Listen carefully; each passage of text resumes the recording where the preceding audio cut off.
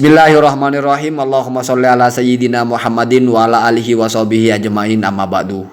Yang ramai itu kan masing-masing kelompok merasa lebih unggul atau lebih utama, lebih mulia. Yang mengatakan Habib walaupun bodoh ya lebih mulia daripada orang bukan Habib walaupun alim. Ada kelompok sebelahnya yang mengatakan walaupun Habib kalau bodoh ya tetap kalah, lebih mulia orang alim walaupun bukan Habib. Ya. Lalu kalau sudah jatuh ke netizen, ini menjadi ajang hujat menghujat. Padahal itu ya mukhtalafun bainal ulama, sesuatu yang sudah memang diperselisihkan oleh ulama. Tapi kitab ini mencoba memberikan jalan tengah sehingga tidak ada konflik, tidak ada caci maki. Ya. Walaupun kalau kita belajar, memang kalau sudah mukhtalaf itu tidak boleh saling menyalahkan. Innama yungkarul mujma' alaihi wa la yungkarul mukhtalafu fihi. Kalau sudah ada ulama yang berpendapat berbeda-beda, kita tidak boleh saling mencaci. Ikuti yang kamu yakini. Nggak usah jauh-jauh lah, hukum anjing lah ya. Yang mengatakan najis sok atau najis, yang mengatakan tidak najis ya. Yang penting dia tahu ikut ulama siapa ya silahkan. Lalu untuk mempertegas dan mempertebal sikap kita agar saling menghormati, tidak mencaci perbedaan, ini ada kitab Pemersatu Bangsa ya. Tapi tidak pakai huruf T ya. Kalau kamu tambah huruf T, wah berantakan lagi nanti ya. Jadi cukup di bangsa saja, tidak perlu ada huruf T-nya. Ya. Kitab ini sudah pernah saya sitir sedikit saja di konten sebelumnya, tapi di sini saya baca lebih lengkap ya. Judul kitab ini adalah Masbukudz Dzahabi fi Fadlil Arabi wa Syarafil Ilmi alan Nasabi. Ya, jadi di sini dari judul sepertinya menjelaskan perbedaan atau perbandingan antara suku Arab dengan non-Arab. Kemudian lebih kepada tentang suku Quraisy dengan non-Quraisy ya. Intinya ini masalah nasab. Makanya ditutup dengan keunggulan ilmu terhadap nasab. Nah, kira-kira begitu ya. Ini dimulai dari halaman 50 kalau enggak 51 ya dan seterusnya. Wa'lam, dan ketahuilah, wafaqallah, semoga Allah memberikan kamu taufik ya, siapapun ya. Kita, kalian, amin Allahumma amin. Ta'ala maha tinggi Allah. Anna fatlal jinsi la yastalzimu fatlas syahsi min haitsu ad-dinu alladhi huwa al-maqsudul a'damu. Apa yang harus kita ketahui? Bahwasanya keutamaan sebuah jenis atau kelompok gitu ya tidak lalu menetapkan bahwasanya atau secara otomatis berkonsekuensi orang-orang atau anggota dalam jenis tersebut mesti lebih utama juga. Nah, itu bahasanya indah sekali kan ya. Catatannya adalah min haitsuddinu alladzi huwa al-maqsudul a'dzam, dari sudut pandang agama di mana itu yang menjadi maksud dan tujuan utama ketika membahas tentang kemuliaan. Nah, jadi kita kalau mau bicara kemuliaan tentu bukan dalam sudut pandang orang, tapi sudut pandang agama. Karena itu orientasi kita ya, mulia menurut agama. Satu kategori lebih unggul dari kategori yang lain, belum tentu isi dari kategori itu atau kelompok itu otomatis lebih mulia dari isi kelompok yang lain. Gampangnya begini ya, saya bahasakan sederhana. Kita tahu bahwasanya dolar itu lebih tinggi dari rupiah ya, dari sisi nilainya. Tapi tidak mesti setiap dolar mesti lebih tinggi dari rupiah. Tergantung kamu lihat dolarnya berapa. Kalau 1.000 dolar, rupiahnya 1 M, iya lebih tinggi rupiah, Pak. Ini logikanya ulama, Pak ya. Kita itu kadang-kadang memang terlalu liar berargumentasi, liar mengarang opini. Padahal sebetulnya kita cari ulama ada yang menulisnya. Ya. Setidaknya kamu tidak mendengarkan saya ngomong, tapi mendengarkan bacaan ulama. Saya mengulas, ya kalau kamu tidak terima ya nggak apa-apa. Jadi teorinya itu, satu kelompok atau jenis itu, ketika ditetapkan lebih mulia dari jenis yang lain, tidak berarti semua yang ada di dalamnya lebih mulia dari semua yang ada di kelompok yang lain yang lebih rendah. Ya gampangnya misalnya suku Quraisy lebih utama dari non-Quraisy. Terus ada orang suku Quraisy kafir, yang non-Quraisy bukan kafir. Ya tetap secara agama lebih mulia yang tidak kafir, walaupun secara nasab dia secara jenis nasabnya di bawahnya, tapi kalau kemuliaan sisi agama lebih mulia yang tidak kafir. Ya kalau ditarik-tarik kepada Habib juga sama ya. Ini kan sudah fokusnya kepada nasab, bicara nasab. Kemudian Wa inistalzamaha min haitsu al-kafa'atu. Walaupun memang ada konsekuensi ya. Nasab itu berlaku keutamanya secara mutlak di dalam kafa'ah pernikahan. Ya, gitu ya. Maksudnya dalam kafa'ah pernikahan itu kalau perempuan syarifah ya tidak mau dilihat dia alim atau apa, pokoknya di nasabnya syarifah, keturunan Rasulullah, maka suaminya itu tidak boleh ya. Artinya tidak kufu kalau suaminya bukan sayyid atau bukan syarif. Jadi masih berlaku di situ. Nah, kemudian wahuna, dan di poin ini ya. Poin karena kok sepertinya dalam agama itu berlaku. Pernikahan kan agama, kafa'ah kan dalam agama. Maksudnya tema dalam syariat. Kok nasab berlaku? Oh, berarti itu adalah lebih mulia secara mutlak kan begitu.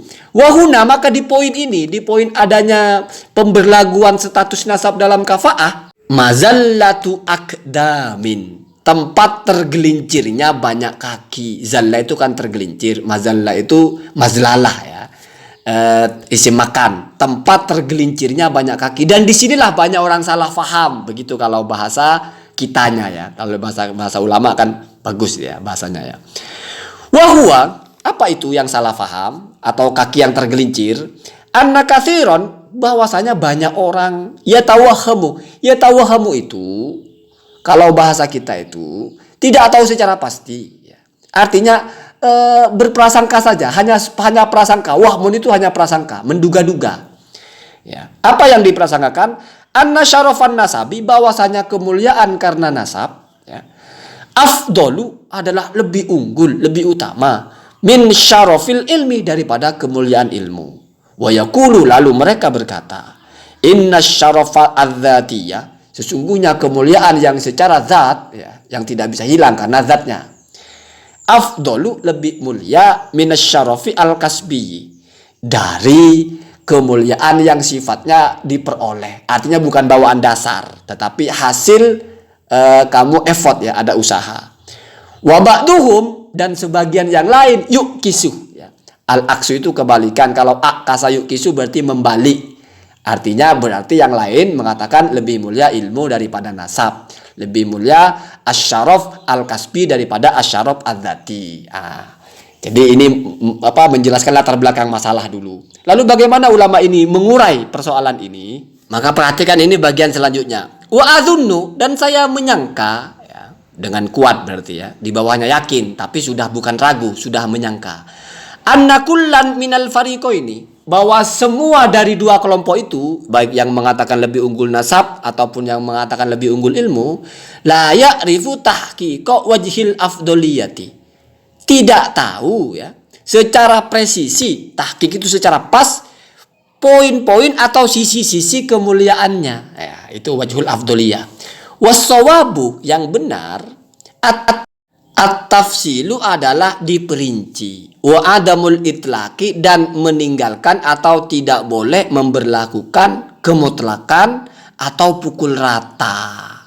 Jadi karena tadi isu yang dibawa adalah tidak otomatis kalau terkelompokkan kepada yang lebih mulia lalu semuanya lebih mulia, maka berarti cara memandangnya adalah dengan cara diperinci, bukan pukul rata begitu. Iya, sama dengan rupiah lebih dolar lebih tinggi dari rupiah, ya lihat dulu dolarnya berapa, rupiahnya berapa, begitu kira-kira ya. Wahwa, maka hal itu anna syarafan nasabi, bahwasanya kemuliaan nasab ya, afdolu adalah lebih tinggi ya, berarti dari ilmu, min haitsu al kafa'atu, dari sisi kafa'ah dalam pernikahan. Sehingga efeknya fala yukafi'u ajamiyun, maka tidak dianggap setara atau tidak menyamai ya, kesetaraan seorang non Arab ya, non sayyid kalau kita bicara tentang sayyid ya, ajamiyun orang ajam ya, alimin walaupun dia alim ya, alimun ya karena sifatnya ajami ya, bintah Arabiyin, kepada gadis yang nasabnya adalah Arab atau Quraisy atau Syarifah lah bahasanya ya. Jadi kalau dalam kafa'ah, walaupun kamu alim, kalau kamu bukan sayyid, maka tidak kufu atau tidak setara untuk menikah dengan wanita yang nasabnya Syarifah ya, bintu Arabin ya. Jadi ini adalah satu sisi. Nah, di sini lebih unggul. Kenapa bisa dianggap lebih unggul? Karena ternyata status orang itu punya ilmu tidak lalu mengangkat nasabnya, sehingga menjadi setara dengan orang yang nasab di atasnya. Ternyata tetap dianggap tidak setara walaupun dia punya keunggulan ilmu. Artinya tidak berlaku untuk menggeser kafaah di dalam nasab. Nah, begitu ya. Kemudian, nah ini kelanjutannya. Wa anna zaujata al-amata al-muslimata, dan sesungguhnya seorang istri yang budak, status kan. Kemudian dia muslim, berarti agama kan. La tusawi, tidak akan menyetarai ya. Min haitsu al-qismu az-zaujat. Min haitsul qismu, dari sisi pembagian jatah malam ini ya. Jadi kalau kamu punya banyak istri, salah satunya adalah perempuan budak ya. Terus bukan merdeka berarti ya. Kemudian dia juga muslim ya. Maka dia tidak akan setara az-zaujata kepada istri kamu yang lain, al-hurrata yang merdeka, al-yahudiyata awin nasroniyata ya, yang kebetulan mungkin Yahudi atau Nasrani. Ini ikut mazhab yang boleh menikah dengan ahli kitab misalnya ya, walaupun bukan orang Islam tapi ahli kitab. Secara agama kan lebih mulia orang Islam. Kenapa? Al-Qur'annya nas, wala amatun mu'minatun khairun min musyrikatin walau a'jabatkum. Ya walaupun lebih mengagumkan kamu yang muslim lebih utama kan begitu. Tetapi kalau dalam masalah fikih jatah malam, ternyata karena dia statusnya budak, walaupun dia punya keunggulan di satu sisi Islam, ternyata tetap dia di bawahnya yang bukan Islam karena statusnya merdeka. Di bagian apa? Di bagian jatah ya. Falil hurrati lailatani, maka yang merdeka berarti yang Nasrani atau Yahudi itu 2 malam. Walil amati, yang budak ya, lailatun 1 malam. Ila ghairi dzalika minal ahkami, dan juga berlaku dalam hal-hal lain yang berkaitan dengan hukum-hukum seperti itu. Ini kita sedang bicara di sisi mana sih nasab itu berlaku ya. Bahkan dianalogikan dengan sisi status budak dan status merdeka ya. Jadi ada poin-poin di mana memang fixnya di situ. Jadi jangan dipukul rata. Kemudian wasyaraful ilmi, adapun keutamaan atau kemuliaan ilmu atau karena ilmu, afdolu adalah lebih utama dari nasab berarti ya. Min haitsu, dari sisi at-taqaddumu ya, didahulukan untuk menjadi imam ya, fi sholati, di dalam sholat ya. Karena kalau untuk menjadi imam itu bukan dicari mana yang nasabnya paling tinggi, tapi mana yang ilmunya paling tinggi ya, yang paling akro, yang paling bisa baca Quran, yang afad paling hafal, kemudian yang afqah paling alim. Pokoknya kategorinya pencapaian lah ya, atau asyaraf al-kasbi ya, hafal ahli fikih itu kan dicapai, bukan turunan ya. Kalau nasab kan turunan. Nah, kalau dalam sholat itu yang dipakai, berarti lebih mulia kan begitu ya. Afdol, lebih utama. Kemudian wa mansibi al-ifta'i wal qodoi, dan juga untuk jabatan mufti atau jabatan hakim ya. Jangan dicari yang nasabnya paling bagus, cari yang paling paham persoalan, yang paling alim. Rusak kamu kalau nasabnya bagus lalu dijadikan hakim padahal bodoh ya. Wa ghairi dzalika, dan yang lainnya. Kemudian wa yundaru, dan juga dipertimbangkan ya. Artinya ini dipertimbangkan itu masih dilihat ya. Fi mansibi al-khilafah, ketika menduduki atau dalam rangka menjabat sebagai khalifah ya. Wal imamati al-uzma, atau pemimpin tinggi umat Islam ya. Kalau ada khilafah, imamah al-uzma itu pemimpin tunggal yang satu itu ya. Fahal, maka apakah yastahiquha quraisyun, yang berhak kepada al-imamah atau al-khilafah itu adalah suku Quraisy, jahilun yang bodoh, au ajamiyun fadilun, atau bukan suku Quraisy ya. Kalau ya sekali lagi ya, kalau Habib dan tidak Habib, apakah Habib yang bodoh atau bukan Habib fadilun tapi dia lebih utama, artinya alim ya. Karena fadilun di sisi bodoh itu berarti dia alim ya. Jadi itu masih dipertimbangkan. Wa hadza kulluhu, dan ini semua, ini yang paling penting ya, ma'al ittisafi bi taqwallahi, dengan catatan mereka yang kita bicarakan itu adalah bersifat atau memiliki sifat takwa. Artinya orang-orang bertakwa. Yang bodoh juga bertakwa, yang alim juga bertakwa. Semua yang kita bicarakan tadi itu adalah tentang yang bertakwa.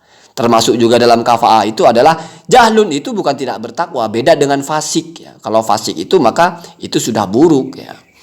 Tidak bisa kamu kalau ada pilihan ini nasab bagus tapi fasik, ini nasab tidak bagus tapi dia orang taat kepada Allah ya, dikedepankan urusan agama ya. Celaka kamu nikah sama orang fasik ya, walaupun nasab bagus, orang fasik walaupun kaya, cantik atau apa, kalau fasik berbahaya ya. Fasik itu orang yang sudah terbiasa melakukan dosa besar ya, dosa endoy lah ya. Walaupun masih ada yang di atasnya fasik itu ya. Sirir kalau tidak salah ya dalam kajian tasawuf ya. Kemudian wa illa, apabila tidak, ini yang paling pahit dan tajam pesannya yang memukul semuanya ya, terutama saya, kalian dan semuanya ya. Fal alimu, maka orang alim ya, al fasiku, yang fasik ya, ka iblisah, adalah seperti iblis. Nah, jadi ini bicara anggap saja orang alim yang bukan sayyid ya, artinya nasab biasa tapi dia alim, fasik pula, itu seperti iblis. Nanti saya jelaskan kenapa begitu. Wal arabi, nah makanya saya selalu tegaskan ini adalah nasab, maka karena bandingannya selalu dengan Arabi atau Quraisy ya, atau Habib atau Sayyid ya. Wal Arabi, adapun orang bersuku Arab, al jahilu, yang bodoh ya. Tidak fasik tapi bodoh saja. Kafir auna, seperti Fir'aun. Kilahuma madhmumun, keduanya tercela. Kenapa orang alim yang nasabnya rendah itu artinya nasab tidak spesial tapi dia alim, kemudian fasik itu seperti iblis? Karena kan dia tidak punya power. Orang kalau nasab sama dengan kita kan kita biasa aja melihatnya. Beda kalau dia turunan raja kan. Ini bicara nasab, atau turunan sultan gitu kan. Kita manggilnya aja sultan, manggilnya aja raja gitu kan, atau pangeran kan gitu. Itu kan karena nasab, bukan karena dia baik enggak, tapi karena nasab. Kalau kepada orang biasa kita kan ya kawan biasa. Nah, orang biasa ini kalau dia alim kan pintar, ngomongnya pintar, bisa meracuni otak, berarti bisa seperti iblis. Sama, iblis kan tidak punya power untuk kita, tapi mulutnya itu, bisikan-bisikannya itu mematikan. Nah itu alim kalau fasik begitu ya. Ini alim fasik yang jahil ya. Bukan, yang ajami, yang bukan, tidak punya sisi lebih. Kelebihannya cuma ilmu saja. Dia tidak punya nasab. Artinya kalau tidak ada ilmunya ya dia ya sama dengan kita lah, tukang rombeng lah, sama begitu. Tapi kebetulan dia itu kalau ngomong itu tajam, masuk akal gitu. Tapi fasik ya. Kalau saya tidak mungkin begini. Kenapa? Karena untuk alim saja saya enggak gitu ya. Kalau fasik mungkin tapi alimnya enggak, berarti enggak masuk ke sini ya.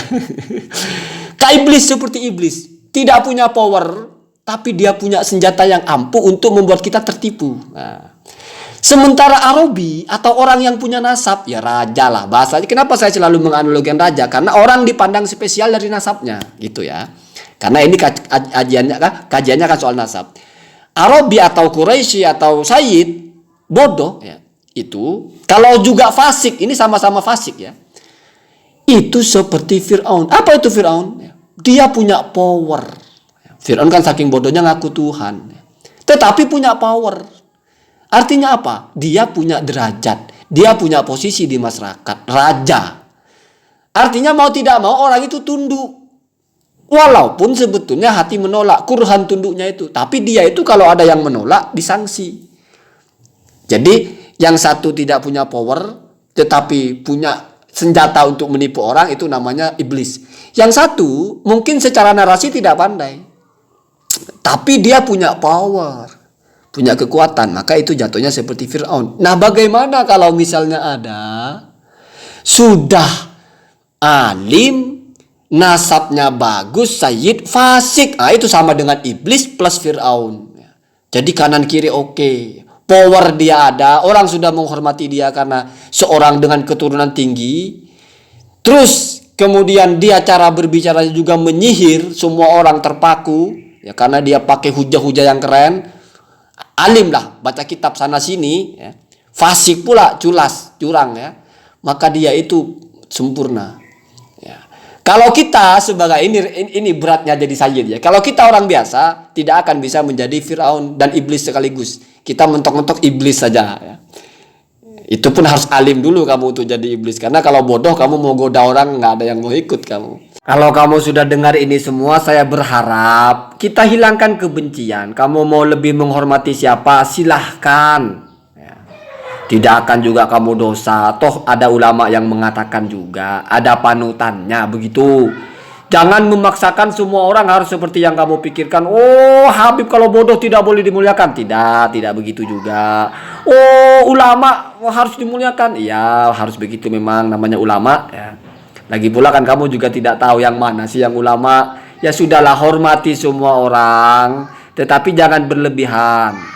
Apa itu tidak berlebihan? Kalau salah, salah. Mau dia ulama, mau dia Habib, kalau salah, salah. Kalau benar, benar. Apa ukuran benar salah? Ilmu. Kita buktikan bahwa kalau memang kita jujur bicara keilmuan, tidak ada tendensi, tidak ada interest, tidak ada kepentingan apapun, semuanya akan menjadi hal yang menarik.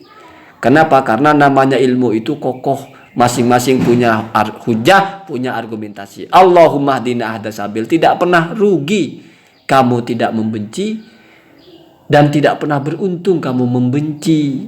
Kalau objeknya adalah orang, yang harus dibenci itu adalah keburukan, bukan pelakunya.